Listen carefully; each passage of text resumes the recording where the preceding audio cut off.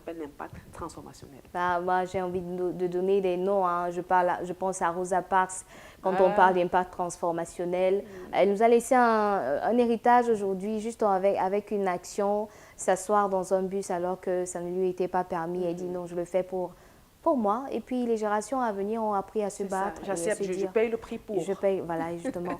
J'ai essayé, hein, je ne sais pas si j'y suis, mais je crois qu'avoir Annie dire oui, oui, oui, au moins j'ai présenté une image qui nous a renvoyé à l'impact transformationnel. Oui. Allez, augmenter sa valeur. Augmenter sa valeur. Alors, chers amis téléspectateurs, en augmentant sa valeur, vraiment, on grandit en qualité de vie, on améliore son quotidien et puis ça, on est en bénédiction pour les autres. Alors, comment donc augmenter sa valeur? En 5 habitudes à développer au quotidien. Je vous assure, au terme, vous allez voir que cela va augmenter votre valeur et cela aura un impact transformationnel dans la société ou bien un impact sur les autres. Parce que plus tu augmentes ta valeur, mieux tu te portes, hein, et mieux tu t'accomplis et mieux tu impactes ton environnement, ta communauté. Alors, en 5 habitudes à développer que je vais vous présenter ce matin, vous allez voir que vous allez parvenir à augmenter votre valeur si, au grand jamais, vraiment vous prenez la résolution d'appliquer ces habitudes. Ça marche dans tous les cas, parce que la vie est régie par des principes, Christy. Première habitude à développer, le langage corporel. Le langage corporel. Qu'est-ce que nous mettons dans le langage corporel, Christy? Vous savez, il y a ce qu'on appelle la communication non verbale. Votre langage vous trahit, votre langage corporel vous trahit. Et beaucoup de personnes n'arrivent pas à transmettre de bonnes ondes. Pourquoi? Parce que de l'intérieur, elles sont en souffrance. Elles souffrent d'un problème d'estime de soi, d'un problème de confiance en soi. À telle enseigne que si vous voyez cette personne entrer dans une salle, elle est diminuée, la panique totale. Et malgré tout ce qu'elle aura à dire, oh je suis ci, je suis cela, non, son langage la trahit. Donc travaillez sur votre langage corporel et ça vient de l'intérieur. Si vous identifiez que vous souffrez d'un problème d'estime de soi, de confiance en soi, travaillez ces aspects et je vous assure, ça va, comment dire, déteindre automatiquement sur votre langage corporel. Et dans le langage corporel, on voit la posture. La posture en tout lieu, que ce soit à la maison, que ce soit dans votre lieu de service. Partout où vous trouvez, votre posture en dit long. Votre posture renvoie un message. Donc, travaillez votre posture, votre langage corporel. Inspirez la confiance à travers votre langage corporel. Si vous n'arrivez pas à pouvoir, comment dire, être devant des personnes dans une bonne posture, commencez à travailler cela. Je ne parle pas d'orgueil, je ne parle pas de suffisance, non, du tout. Du tout. Ayez une bonne posture, travaillez votre langage corporel au quotidien. Ça vous permettra effectivement, chers amis téléspectateurs, à développer votre valeur, à augmenter votre valeur. En deuxième point, chers amis téléspectateurs, faites tout pour pouvoir vous habiller en accord avec ce que vous voulez être ou bien avec ce que vous voulez devenir.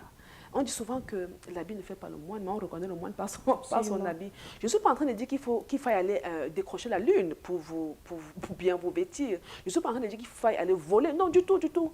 Il faut être présentable, propre. Tout simplement, avec le peu que vous avez. Donc, soyez présentable, soyez propre. Vraiment, habillez-vous en fonction de ce que vous voulez être, ou bien ce que vous voulez transmettre comme message. Mais si vous passez le temps à dire que je suis quelqu'un de valeureux, tout ça, et puis ça vous êtes défraîchi au quotidien, mal coiffé ou bien sale, vous ne vous êtes pas brossé les dents, vous ne travaillez pas sur une mauvaise haleine, bref, tout ce que je veux dire, c'est que travaillez sur votre apparence. Travaillez sur votre apparence. Il ne s'agit pas de décrocher la lune pour, non, non. Avec le peu que vous avez, vraiment, soyez propre. Soyez présentable. Partout où vous trouvez. Je souvent dire à ma fille que ce n'est pas parce que tu es à la maison que je vais t'habiller en haillons. Non, sois propre. Même à la maison, sois propre. C'est-à-dire qu'avec le peu que tu sois propre, présentable. Ce n'est pas parce que tu vas à la boutique que tu vas te mettre... Non, non, non, non, non. Sois propre. C'est-à-dire que sois présentable partout où tu te trouves. Fais tous tes efforts pour être présentable. En troisième habitude, chers amis téléspectateurs, parfois on oublie. Parfois on n'accorde pas de l'intérêt à l'autre. Or, l'humain doit être au centre de tout ce que nous faisons. Apprenez à écouter. L'écoute active, l'écoute empathique. Que vous soyez employé ou employeur. En tant qu'employeur, chers amis téléspectateurs, faites vos efforts pour que votre employé ait ce sentiment qu'il a de la considération à vos yeux. Quand il vient dans votre bureau pour demander à vous parler, vraiment, quel que soit ce que vous étiez en train de faire, si vous n'êtes pas disponible, dites-lui que revenez dans 30 minutes. Mais si vous êtes vraiment disponible à l'écouter, déposez ce que vous avez à faire et écoutez-le.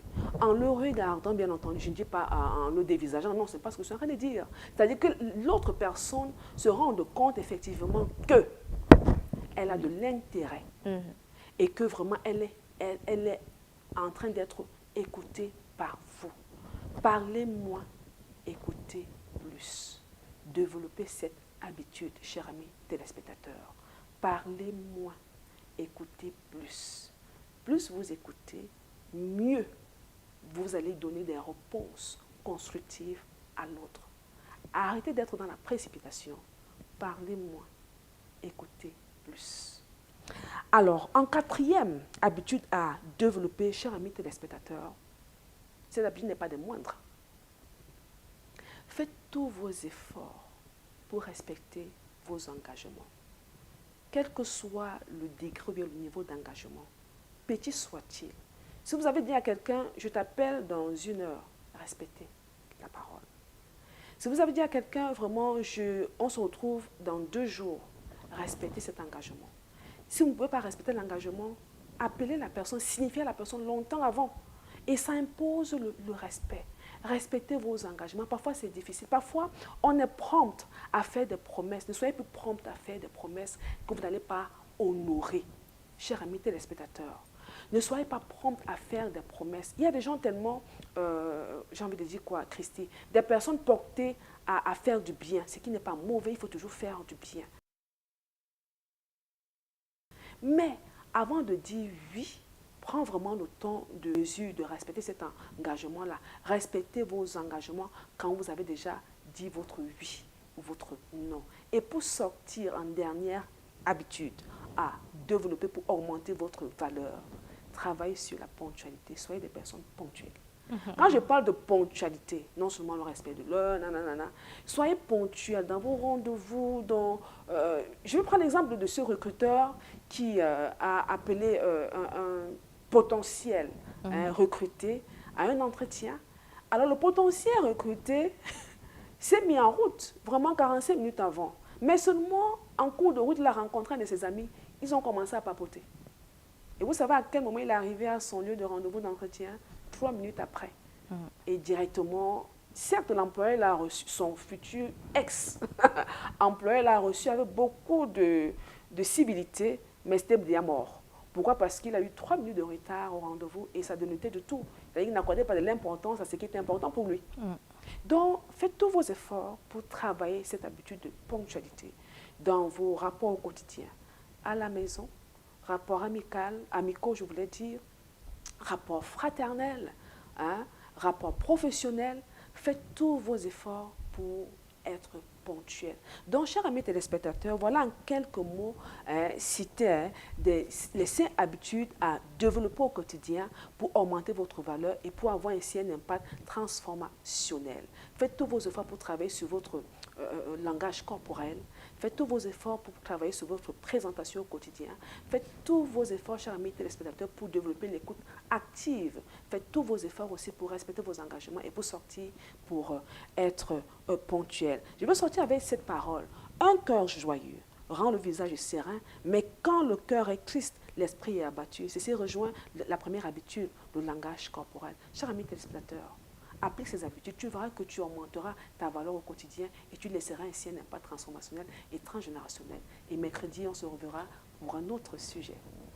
Magnifique. Allez, l'impact on va dire que transformationnel. Sa valeur pour un impact transformationnel. Justement, pour y parvenir, c'est tout simple. Les détails, certains diraient, mais on ne dira pas que c'est des choses que vous n'avez pas fait une fois dans votre vie. Vous avez essayé d'être ponctuel un jour, vous pouvez le refaire. Gardez juste la constance dans toutes ces habitudes-là et le tour sera joué. Merci Annie. C'est moi Christy. À mercredi. À mercredi. Je te souhaite une magnifique semaine. Pareil. À toi et à toutes les personnes que tu vas rencontrer. Merci. Merci. Voilà. Allez, l'instant